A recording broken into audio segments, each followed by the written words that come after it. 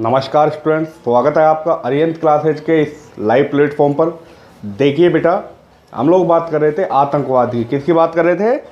आतंकवाद की, जो कि राजनीति विज्ञान का हमारा चैप्टर है, यूनिट 3 का 3rd चैप्टर कि भारत में आतंकवाद, राजनीतिक अपराधीकरण और भ्रष्टाचार। देखिए, इन 3 चीज़ों का अध्ययन कर रहे थे स्टूडेंट्स हम यहाँ अध्याय 3 में। इसकी लास्ट जो 2 वीडियो है मैं आपको बेटा भेज चुका हूँ पहले। अब जो नेक्स्ट वीडियो होगी वो राजनीति के अपराधीकरण से संबंध होगी, क्योंकि आतंकवाद का जो टॉपिक था हम लास्ट वीडियो में पढ़ चुके हैं। अब जो हमें पढ़ना है वो है राजनीति का अपराधीकरण, कि राजनीति में अपराध किस प्रकार से हो रहा है।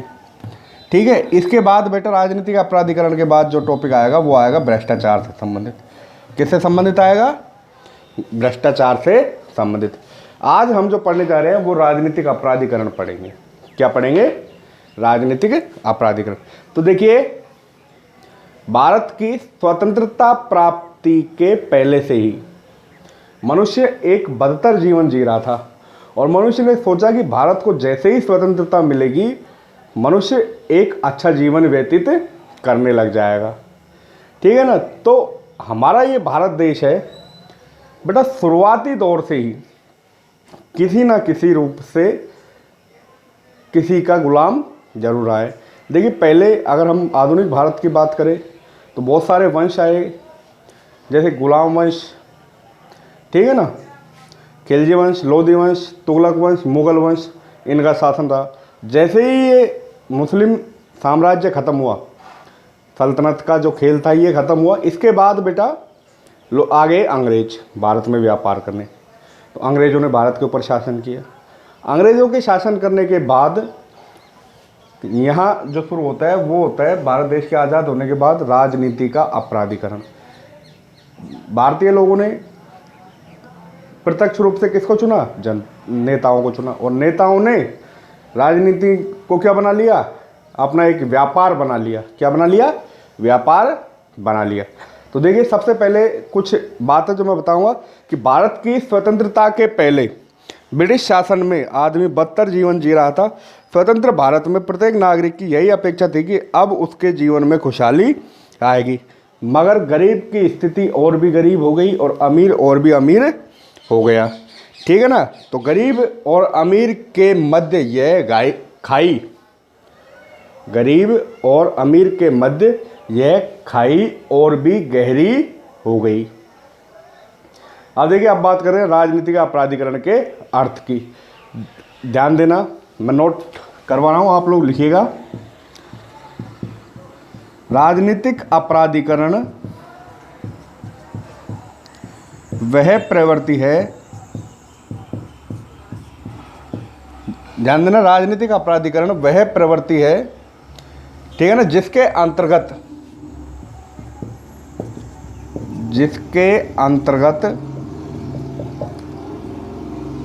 आपराधिक मामले, जिसके अंतर्गत आपराधिक पृष्ठभूमि के लोग, या ऐसे कह सकते हो आपराधिक पृष्ठभूमि के लोग प्रत्यक्ष व अप्रत्यक्ष, प्रत्यक्ष व अप्रत्यक्ष रूप से, अप्रत्यक्ष रूप से राजनीतिक प्रक्रिया को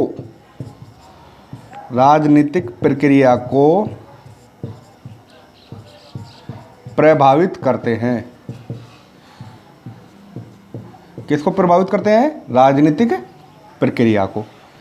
कौन से लोग? जो प्रत्यक्ष व अप्रत्यक्ष रूप से शामिल होते और राजनीति में प्रवेश करने, सत्ता को प्राप्त करने व सत्ता में बने रहने, ठीक है ना, वे, ध्यान देना, वे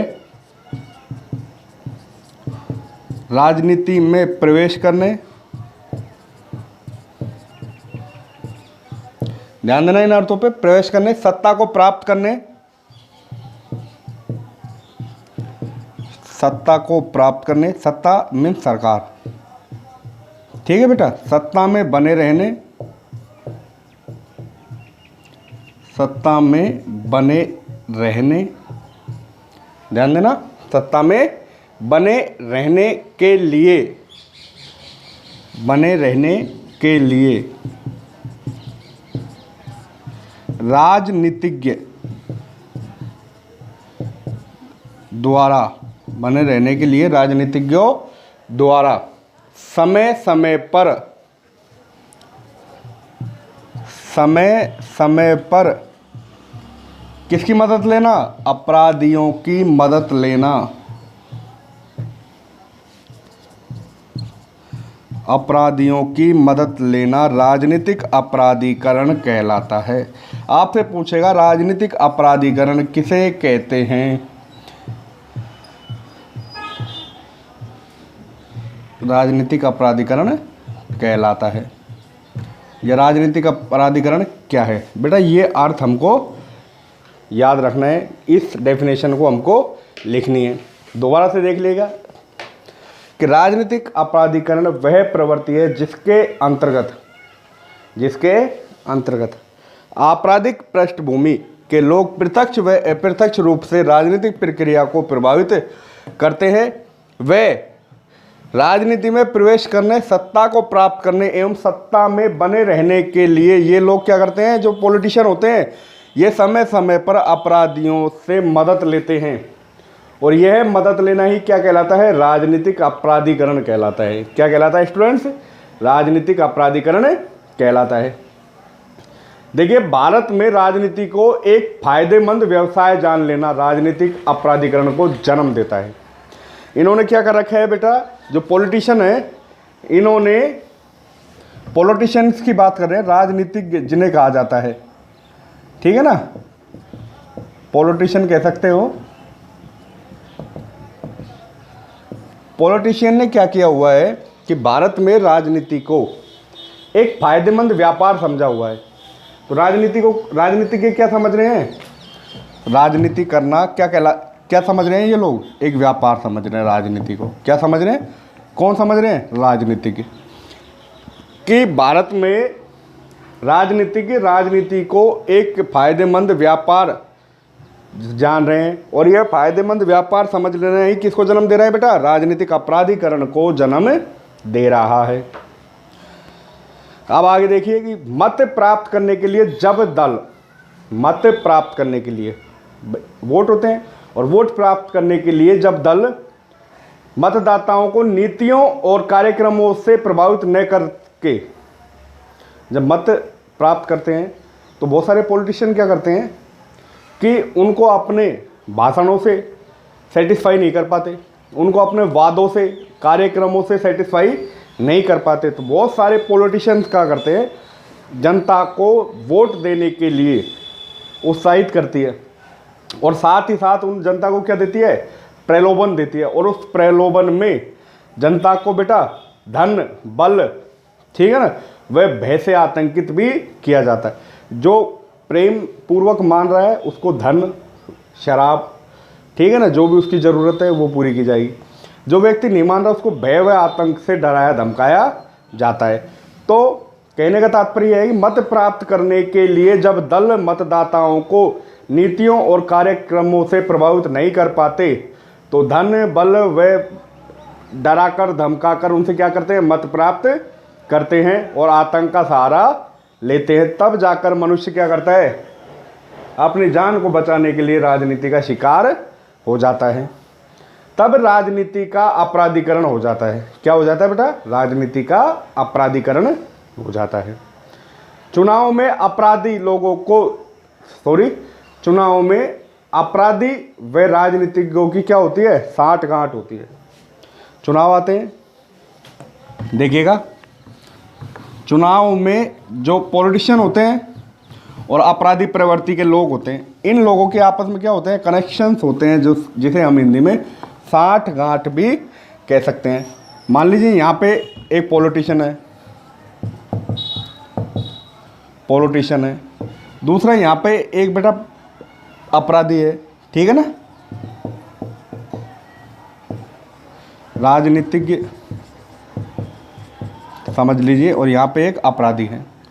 अब इन दोनों के संबंध ध्यान देना कि चुनाव में अपराधी व राजनीतिक कह सकते हो या नेता कह सकते हो। चुनाव में अपराधी व नेताओं में साठगांठ होती है। भाई दोनों में क्या होते हैं? कनेक्शन होते हैं। क्या होते हैं? कनेक्शन होते हैं, जिसे हिंदी में क्या कहा जाता है? साठगांठ होती है।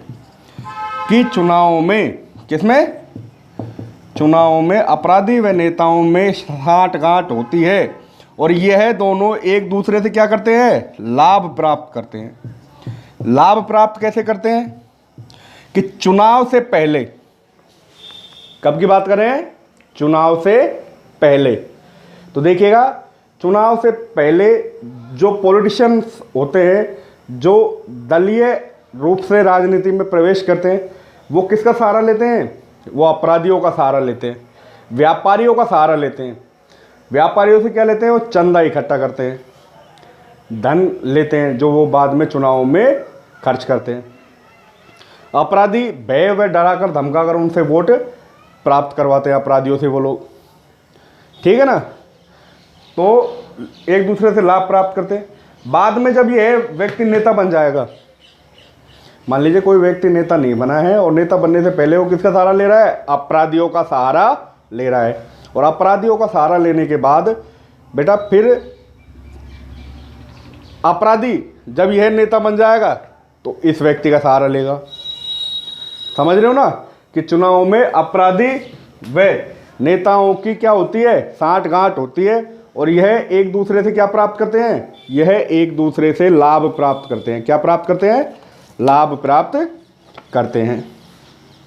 अब आगे देखिएगा कि अपराधीकरण को जन्म धीरे धीरे अपराधीकरण की बात करें तो अपराधीकरण का जन्म किस प्रकार हो रहा है?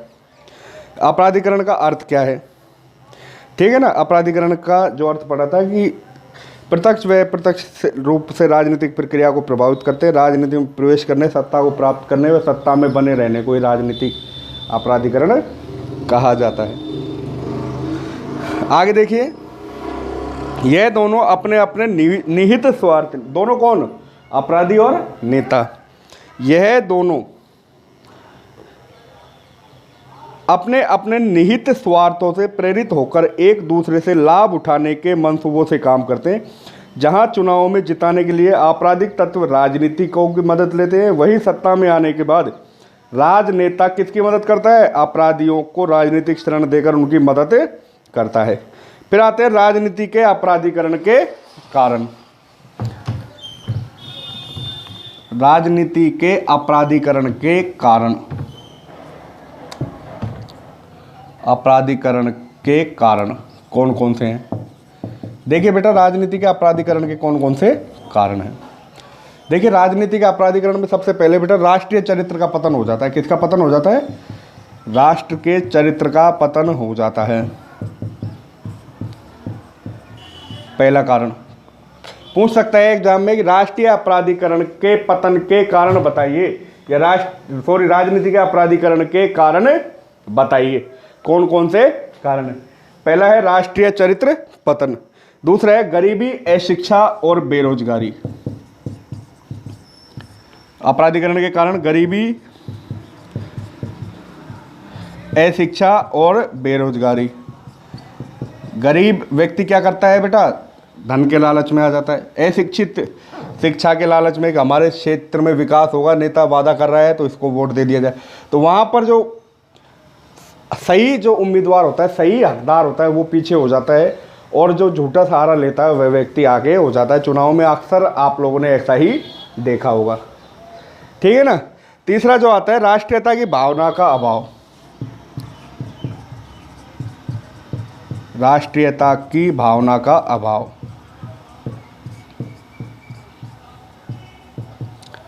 आगे देखिएगा, आगे है बेटा भौतिकवादी प्रवृत्ति। ठीक है ना? और भी बहुत सारे कारण हैं। भौतिकवादी प्रवृत्ति, देखिए आगे और देख लेना, एक दो कारण और बता देते। राजनेताओं व राजनीतिक दलों द्वारा साधनों की पवित्रता में विश्वास बनना। साधनों की पवित्रता में क्या बनना? विश्वास बनना।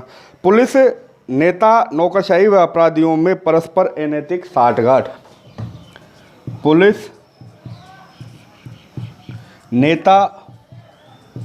नेताओं व आपराधिक पृष्ठभूमि के लोगों में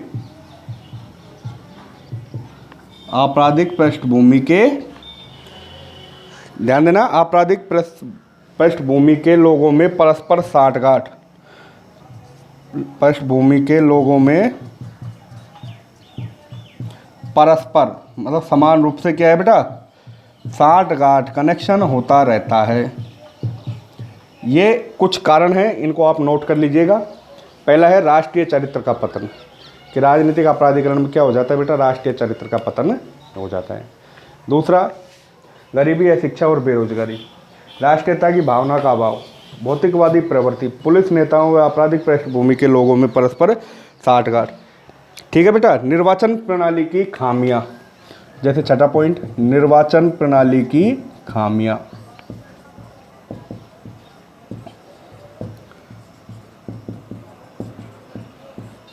सातवें पॉइंट की अगर हम बात करेंगे तो न्यायिक प्रणाली की मूलभूत खामियां। किसकी प्रणाली की? न्यायिक प्रणाली की मूलभूत खामियां।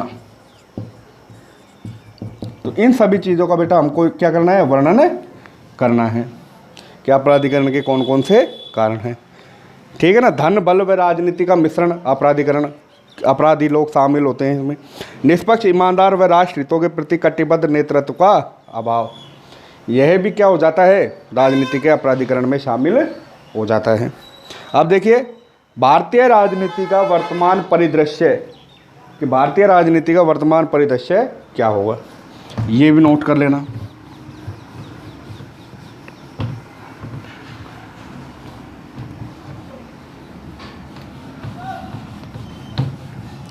देखिए भारतीय राजनीति का वर्तमान परिदृश्य, भारतीय राजनीति की बात करें तो देखिए वर्तमान में जो लोकसभा है,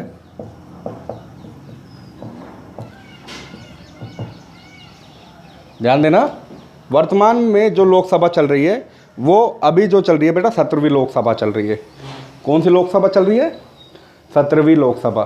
तो देखिए बात करें हम 16वीं लोकसभा की, 16वीं लोकसभा में वर्तमान परिदृश्य की बात करें, भारतीय राजनीति में आज भी कितने अपराधी जन्म ले रहे हैं, कि भारतीय राजनीति में आज भी कितने अपराधी जन्म ले रहे हैं या वहाँ विराजमान हैं।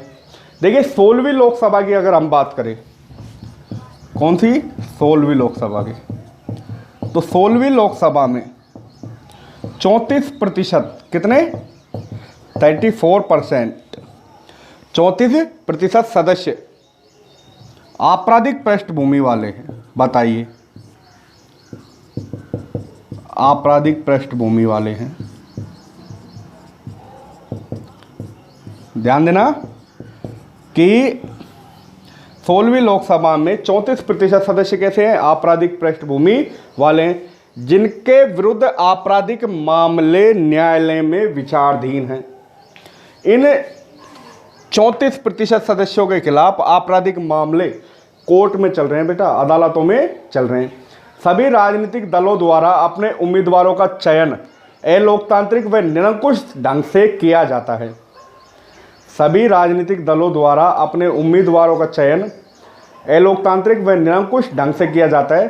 सभी दल ईमानदार छवि वाले लोगों की तुलना में, ध्यान देना इंपॉर्टेंट लाइन है, कि सभी जो दल होते हैं, किसी एक दल का हम यहाँ नाम नहीं ले रहे, जो भी दल राजनीति में प्रवेश करता है, सभी दल क्या करते हैं बेटा? ईमानदार छवि वाले लोगों की तुलना में धनबल और बाहुबल वाले जिताऊ उम्मीदवार को ही क्या देते हैं? टिकट देते हैं। और जब वह व्यक्ति जीतकर सत्ता में प्रवेश करता है तो धनबल जिसके पास होगा या बाहुबल जिसके पास होगा, तो फिर उसकी पृष्ठभूमि जनता के सामने आ ही जाएगी। बहुत कम ऐसे लोग होते हैं जो जनता के स्वार्थ के लिए राजनीति करते हैं, अन्यथा सब लोग क्या कर रहे हैं? अपने स्वार्थ के लिए राजनीति कर रहे हैं। सबको क्या चाहिए? इनकम चाहिए बेटा, ठीक है ना। तो देखिए 16वीं लोकसभा की बात करें तो देखिए लोकसभा में लगभग जैसे हम बात करें तो 545 सदस्य होते हैं। 545 के 34% सदस्य आप निकाल सकते हैं, ठीक है ना। 34% अगर हम सदस्यों की बात करें तो लगभग बेटा 170-75 से ऊपर सदस्य क्या हैं 545 में से आपराधिक पृष्ठभूमि वाले हैं। कैसे सदस्य हैं? आपराधिक पृष्ठभूमि वाले हैं, ठीक है ना। तो ये हमारे 16वीं लोकसभा का वर्तमान परिदृश्य है कि कितने प्रतिशत सदस्य आपराधिक पृष्ठभूमि वाले हैं। अब आगे देखिएगा कि हमारे जनप्रतिनिधियों में आपराधिक पृष्ठभूमि के लोगों की निरंतर बढ़ती संख्या लोकतंत्र के लिए अच्छा संकेत नहीं मानी जा सकती। भारतीय राजनीति में निरंतर बढ़ते हुए अपराधियों की संख्या अपराधीकरण का स्तर प्रदर्शित करती है। सभी राजनीतिक दलों द्वारा अपने उम्मीदवारों का चयन अलोकतांत्रिक व निरंकुश ढंग से किया जाता है। सबसे बड़ा कारण है सभी राजनीतिक दल केवल इस बात से चिंतित रहते हैं कि उनके उम्मीदवार की जीत निश्चित होगी या नहीं होगी, और जो होते हैं वो सुनिश्चित होते हैं कि हमारे उम्मीदवार की क्या हो बेटा, जीत निश्चित हो। तो इन सभी चीज़ों को भी ध्यान में रखना है, ठीक है। फिर कह रहा है कि राजनीतिक अपराधीकरण को कितने अर्थों में देखा जा सकता है। राजनीतिक अपराधीकरण को 2 अर्थों में देखा जा सकता है, संकीर्ण और व्यापक। राजनीतिक अपराधीकरण को कितने अर्थों में देखा जा सकता है? तो राजनीतिक अपराधीकरण को 2 अर्थों में देखा जा सकता है, एक संकीर्ण है, दूसरा व्यापक है। संकीर्ण छोटा, व्यापक बड़ा। पूछ लेता है कई बार क्वेश्चन कि राजनीतिक अपराधीकरण को कितने अर्थों में देखा जा सकता है? 2 अर्थों में, पहला संकीर्ण और दूसरा क्या होगा बेटा, व्यापक। देखिए संकीर्ण में क्या होता है कि अपराधियों का विधानसभा और संसद में प्रत्यक्ष प्रवेश व हस्तक्षेप होता है। कहाँ पर? अपराधियों का विधानसभा या संसद लोकसभा में क्या होता है बेटा, प्रत्यक्ष प्रवेश होता है व हस्तक्षेप होता है। और व्यापक अर्थ में क्या करता है कि अपराधियों पर प्रत्यक्ष या परोक्ष रूप से चुनाव, राजनीति और शासन को प्रभावित करने से संबंधित किया जाता है। यहाँ पर चुनाव से संबंधित इनको किया जाता है, ठीक है। 2 अर्थों में बता दिया गया है। देश के प्रत्येक कोने से चुनावों का आपराधिक गतिविधियों से निकट संबंध रहा है। किसी विशेष उम्मीदवार को मत डलवाने से लेकर मतदाताओं को डराना, धमकाना, उन्हें मतदान केंद्र तक पहुंचाने से रोकना, ठीक है ना। विगत 20 सालों से एक भी चुनाव बिना हिंसक गतिविधियों व धन बल के संपूर्ण नहीं हुआ है पिछले 20 सालों से। तो कि ऐसा कौन सा चुनाव है जिसमें बेटा लड़ाई झगड़ा दंगा फसाद नहीं हुआ और आपराधिक पृष्ठभूमि के लोगों ने वहाँ पर अपना नेता के प्रति वर्चस्व नहीं दिखाया हो, ठीक है ना। फिर राजनीति के अपराधीकरण को रोकने के क्या क्या उपाय हैं? तो देखिए राजनीति के अपराधीकरण को रोकने के क्या क्या उपाय हैं। सबसे पहले तो भैया क्या होता है राजनीतिक अपराधीकरण को रोकने के उपाय कि जो लोकसभा में आपने देखा होगा ऐसे ऐसे शिक्षा मंत्री होते हैं जो बिल्कुल पढ़े लिखे नहीं होते। सबसे पहले तो जो नेता बन रहा है, देश का रक्षक बन रहा है, वो शिक्षित होना चाहिए। कैसा होना चाहिए? शिक्षित होना चाहिए। परंतु ऐसी प्रणाली अभी भारतीय संविधान में बहुत कम रूप से दिखाई देती है। बहुत कम लोग होते हैं जो पूर्ण रूप से पढ़े हुए साक्षर होते हैं, अन्यथा अनपढ़ लोग क्या बना रहे हैं? नेता बनाए, ठीक है ना। अब रोकने के उपाय कौन कौन से हैं? मैं कुछ इंपॉर्टेंट उपाय है जो आपको यहाँ लिखवा रहा हूँ, ठीक है बेटा। अब इन इम्पोर्टेंट उपाय को आप लोग ध्यान से देखिएगा। देखिए पहला है राजनीतिक दलों में अंदरूनी लोकतंत्र व जवाबदेही का विकास। राजनीतिक दलों में अंदरूनी लोकतंत्र व जवाबदेही का विकास। दलों में अंदरूनी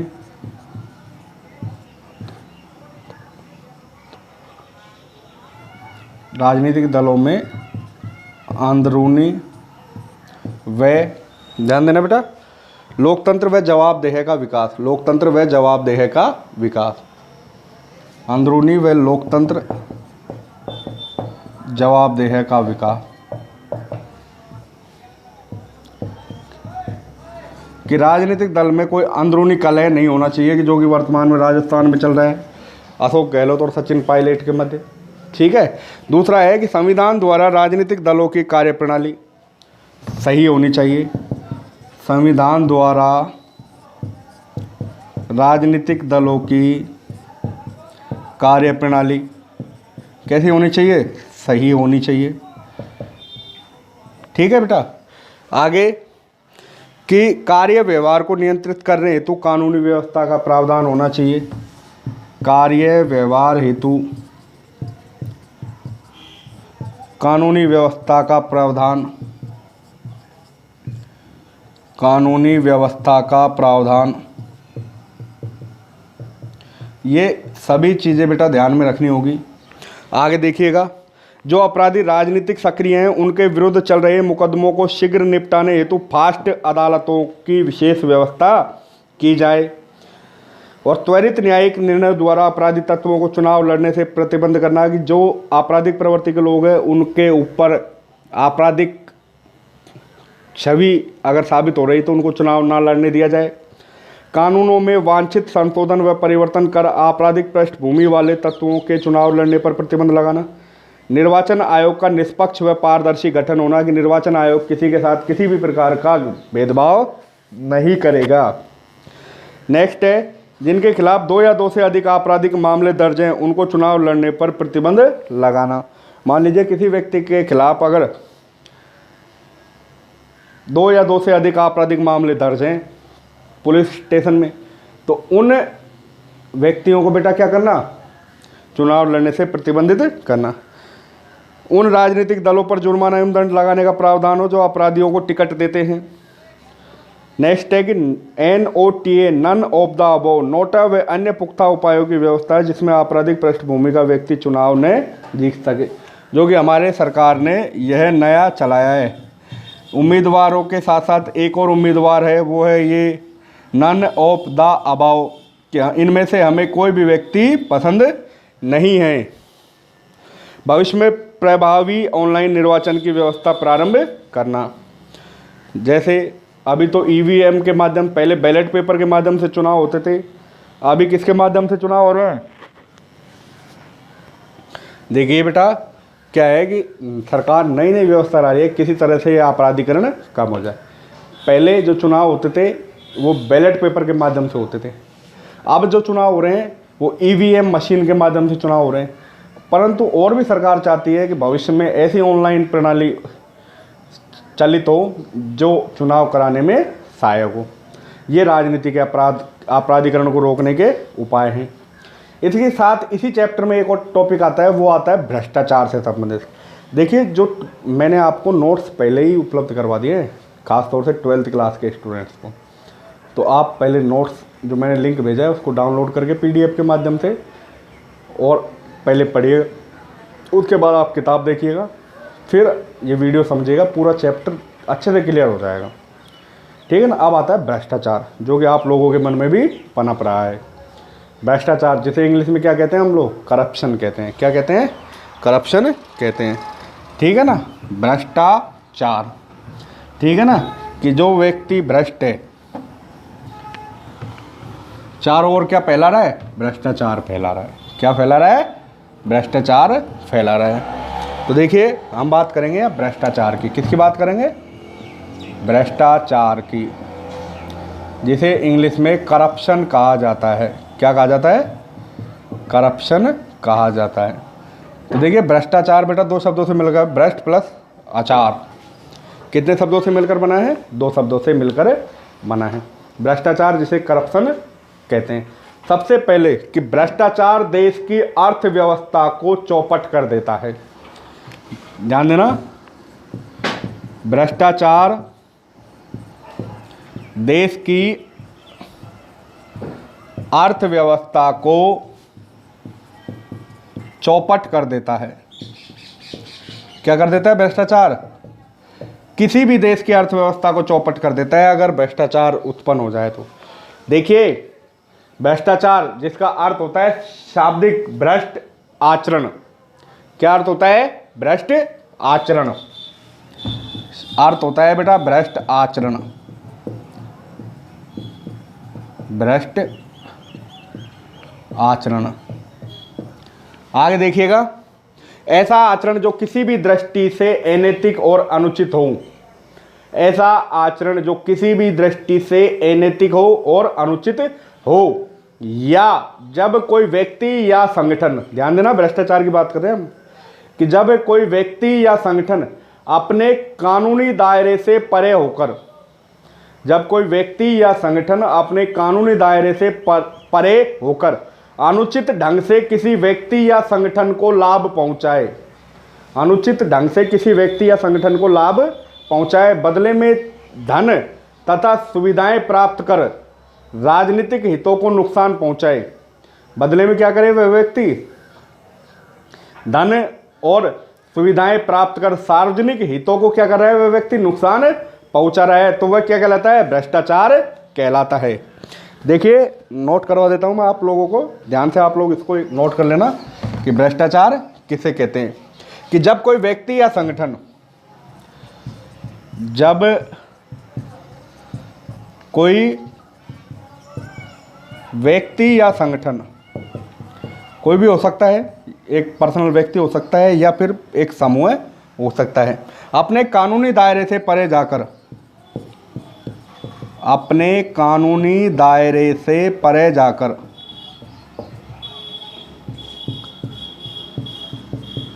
ध्यान देना, अपने कानूनी दायरे से परे जाकर अनुचित ढंग से, अनुचित ढंग से, अनुचित ढंग से किसी व्यक्ति या संगठन को लाभ पहुंचाए, किसी व्यक्ति या, बेटा ध्यान से नोट कर लेना, व्यक्ति या संगठन को लाभ पहुंचाए, संगठन को लाभ पहुंचाए और बदले में, और बदले में धन और सुविधाएं, किस लिए लाभ पहुंचा रहा है वो? धन के लिए और सुविधाओं के लिए।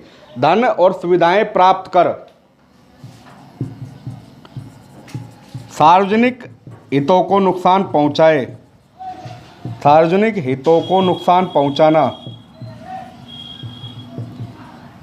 पहुंचाना क्या कहलाता है? भ्रष्टाचार कहलाता है। क्या कहलाता है स्टूडेंट्स? भ्रष्टाचार कहलाता है। आजकल देखिएगा हम भी क्या करते हैं, कई बार हमसे मतलब है अधिकतर लोग क्या करते हैं, अधिकतर बेटा अपने काम को निकलवाने के लिए सबसे पहले रिश्वत का प्रयोग करते हैं। किसका प्रयोग करते हैं? और यही से जन्म लेता है क्या? भ्रष्टाचार। किससे ले रहा है? आम आदमी से। थोड़ी सी जल्दी के लिए, जल्दबाजी के लिए हम लोग क्या करते हैं? करप्शन का सहारा ले लेते हैं। मान लीजिए हमारा कोई काम नहीं हो रहा, डॉक्टर के दिखाने गए, डॉक्टर के दिखाने जा रहे हैं, फीस तो हम देंगे ही, साथ ही साथ बाहर बैठा हुआ जो चपरासी है उसको 50 रुपये एक्स्ट्रा देकर, सर तो भाई साहब थोड़ा सा नंबर जल्दी लगा दो। तो ये क्या कर रहे हैं हमने?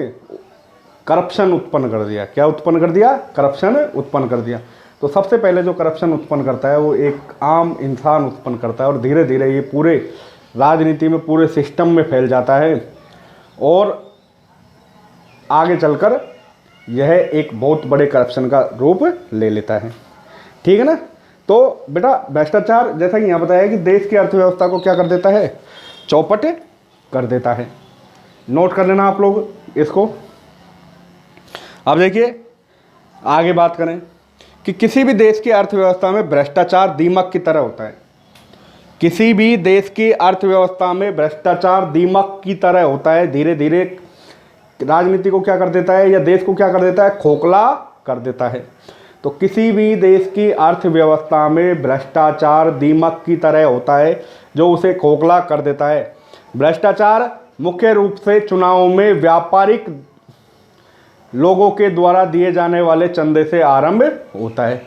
तो भ्रष्टाचार कहाँ से आरंभ हो रहा है भाई? जो व्यापारिक लोग होते हैं, राजनीति में जो लोग खड़े हो रहे हैं, उनको क्या करते हैं? चंदा देते हैं, और वहीं से क्या आरंभ हो जाता है? भ्रष्टाचार आरंभ होता है। प्रत्येक राजनीतिक दल को चुनाव लड़ने व प्रचार प्रसार करने के लिए धन की आवश्यकता होती है, और वह धन कहाँ से प्राप्त होता है? व्यापारियों से प्राप्त होता है, अपराधियों से प्राप्त होता है, जो बाद में चलकर उनकी सहायता करते हैं।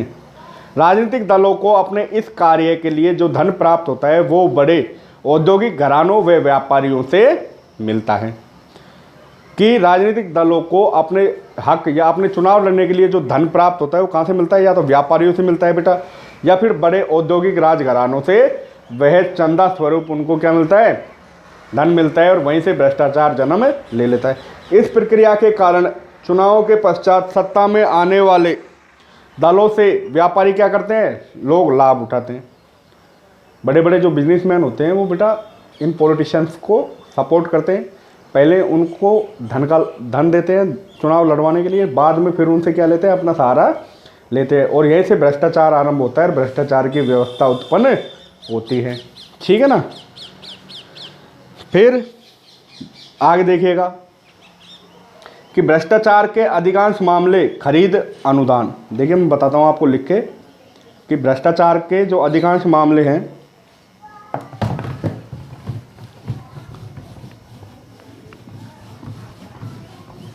भ्रष्टाचार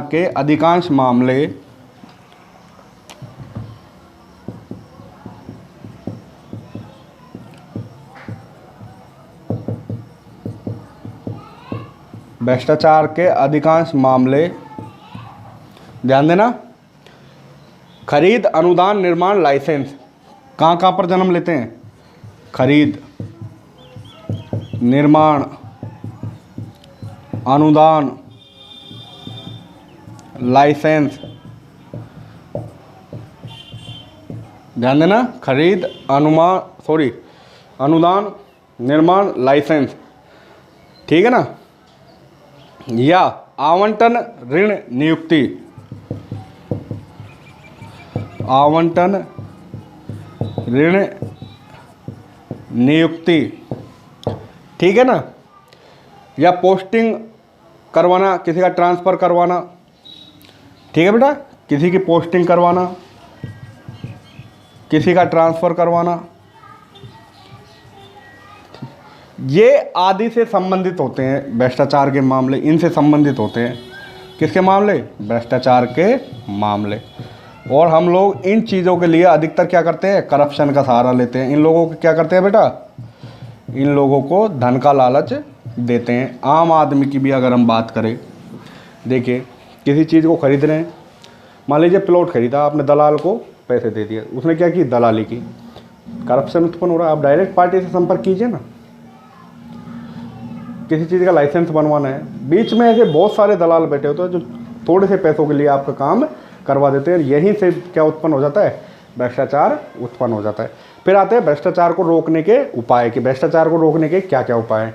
देखिए भ्रष्टाचार को रोकने के लिए बहुत सारे कानून बनाए गए हैं, जो कि आप सभी जानते हैं। भ्रष्टाचार रोकने के लिए बहुत सारे कानून बनाए गए हैं जो भ्रष्टाचार पर अंकुश लगाने के लिए क्या रहते हैं बेटा? तत्पर रहते हैं। अब कौन कौन से कानून हैं जो भ्रष्टाचार पर क्या लगा रहे हैं? अंकुश लगा रहे हैं। देखिए भ्रष्टाचार रोकने के उपाय, ध्यान देना। भ्रष्टाचार रोकने के उपाय, कि भ्रष्टाचार रोकने के क्या क्या उपाय हैं। और भ्रष्टाचार रोकने के लिए अनेक कानून बनाए हुए हैं जो भ्रष्टाचार पर अंकुश लगाने के साधन हैं। पहला है भ्रष्टाचार निरोधक कानून।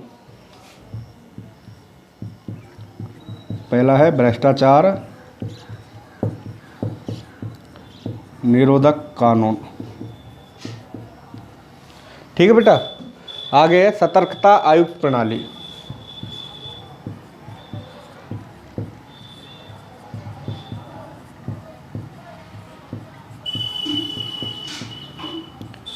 नेक्स्ट आता है बेटा अन्वेषण ब्यूरो।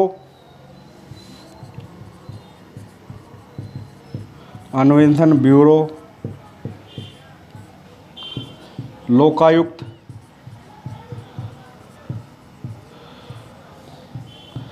ठीक है। निरीक्षण व अंकेक्षण विभाग, निरीक्षण व अंकेक्षण विभाग, ये क्या है बेटा, भ्रष्टाचार रोकने के लिए निम्न कानून बनाए गए हैं, जैसे CBI, ACB, ठीक है ना, IB, CID, ये सब जैसे क्राइम को ख़त्म करते हैं तो वैसे ही ये कानून भी क्या करते हैं बेटा, भ्रष्टाचार को ख़त्म करने के लिए बनाए गए हैं। भ्रष्टाचार के परिणाम, तो परिणामों की अगर हम बात करें तो देखिए, भ्रष्टाचार के अगर परिणामों पर, दुष्परिणामों पर निगाह डाली जाए तो यह अत्यंत भयावह व डरावने हैं। इस व्यवस्था में उपजने वाले कुछ परिणाम इस प्रकार है कि सार्वजनिक निर्माण कार्यों का स्तर कैसा होता है, घटिया होता है। सरकारी या सार्वजनिक जो भी निर्माण किया जाता है वो घटिया होता है तथा अनेक बार ये कार्य केवल कागजों पर ही उकर रह जाते। योग्य एवं निष्ठावान व्यक्तियों को समुचित अवसर नहीं मिल पाते। गरीब व्यक्तियों के जीवन जीने का प्राकृतिक अधिकारों पर क्या पड़ता है, प्रतिकूल असर पड़ता है। फिर बेटा इसके बाद रोकने के उपाय भी आते हैं कि भ्रष्टाचार को कैसे रोका जाए। कि भ्रष्टाचार को रोकने के लिए नागरिकों को सरकारी निर्णय प्रक्रियाओं एवं गतिविधियों को जानने का पूर्ण अधिकार होना चाहिए। दोषी पाए जाने वाले व्यक्ति को त्वरित न्याय प्रक्रिया द्वारा कठोर दंड दिए जाने की आवश्यकता होनी चाहिए। सरकारी निर्णयों में कम से कम गोपनीयता होनी चाहिए। भ्रष्ट लोक सेवकों की गलत तरीकों से अर्जित की गई संपत्ति कानूनी प्रक्रिया के अंतर्गत जब्त कर लेनी चाहिए, ठीक है ना, जिनके पास आय से अधिक संपत्ति होती है। ये रोकने के उपाय होते हैं। इसमें आता है बेटा भ्रष्टाचार पर विमुद्रीकरण का प्रभाव, बहुत इंपॉर्टेंट टॉपिक है, कई बार एग्जाम में पूछा जाता है विमुद्रीकरण क्या है। देखिए, जो पैसा होता है, करेंसी होती है, नोट होते हैं, उनका बदलाव क्या कहते हैं, विमुद्रीकरण कहते हैं। क्या होता है बेटा, बहुत सारे लोग होते हैं, मुद्रा का विमुद्रीकरण, विमुद्रीकरण, बहुत सारे लोग होते हैं जो पुरानी मनी को जोड़ जोड़ के इकट्ठा कर लेते हैं। क्या कर लेते हैं, इकट्ठा कर लेते हैं, और वह लोग उस मनी को काले धन के रूप में दूसरे विदेशों में जमा कराते हैं, विदेशी बैंकों में जमा कराते हैं। तो देखिए, भ्रष्टाचार की रोकथाम, ध्यान देना, विमुद्रीकरण की बात करें, भ्रष्टाचार की रोकथाम व भारत के विभिन्न भागों में नकली मुद्रा की या नकली मुद्रा को निष्प्रभावी करने के लिए केंद्र सरकार ने एक क्या किया, फैसला लिया। ध्यान देना, भ्रष्टाचार की रोकथाम व भारत के विभिन्न भागों में जो नकली मुद्रा है उसके निष्प्रभाव को, नकली मुद्रा चल गई थी पहले, आपने देखा था 500 व 1000 के नोट नकली आने लगे थे। तो इस मुद्रा को निष्प्रभावी करने के लिए केंद्र सरकार ने एक ऐतिहासिक फैसला लिया था। क्या लिया था, एक ऐतिहासिक फैसला लिया था। ऐतिहासिक फैसला लिया था केंद्र सरकार ने कि भ्रष्टाचार खत्म करने के लिए या जो भारत में जो पुरानी मुद्रा है उसके निष्प्रभाव को रोकने के लिए जो नकली रूप में प्रचलित हो रही थी, तो केंद्र सरकार ने एक ऐतिहासिक फैसला लिया 8 नवंबर 2016 को, ठीक है ना। और इस फैसले में क्या किया केंद्र सरकार ने, 8 नवंबर 2016 को फैसला लेते हुए जो करेंसी थी उस समय, जो प्रचलित करेंसी 500 व 1000 के जो नोट थे, उन नोटों का क्या कर दिया बेटा, चलन बंद कर दिया। क्या कर दिया, चलन बंद कर दिया। और नई करेंसी के रूप में, नई करेंसी के रूप में 500 व 2000 के नोटों का क्या किया सरकार ने, चलन प्रारंभ कर दिया। इससे काफ़ी हद तक बेटा भ्रष्टाचार पर क्या लगी है, अंकुश लगा है। देखिए, किताब के माध्यम से मैं आपको बता देता हूँ कि भ्रष्टाचार की रोकथाम व भारत के विभिन्न भागों में नकली मुद्रा को दुष्प्रभावी करने के लिए केंद्र सरकार ने एक ऐतिहासिक निर्णय लेते हुए 8 नवंबर 2016 को 500 व 1000 रुपये के नोटों का विमुद्रीकरण कर दिया, अर्थात उनको चलना बंद कर दिया। इस निर्णय का मुख्य उद्देश्य काले धन का पता लगाना, भ्रष्टाचार को रोकना, आतंकवाद का पोषण कर रही नकली मुद्रा को निष्प्रभावी बनाना व चुनाव में काले धन के प्रयोग को बंद करना विमुद्रीकरण का मुख्य कारण था। ठीक है ना, समझ गए विमुद्रीकरण क्या है, कि मुद्रा का जो निष्प्रभाव हो रहा है, नकली नोटों का जो चलन हो रहा है, उनको क्या किया बेटा, बंद कर दिया, और पुरानी करेंसी को बंद करके नई करेंसी चलाना विमुद्रीकरण कहलाती है, जैसा कि हमारे भारत देश में 8 नवंबर 2016 को हुआ था। तो इन सभी चीज़ों के साथ बेटा जो आज ये चैप्टर हमारा कंप्लीट होता है, नेक्स्ट चैप्टर होगा गठबंधन की राजनीति। ध्यान से समझिएगा, पढ़िएगा। धन्यवाद।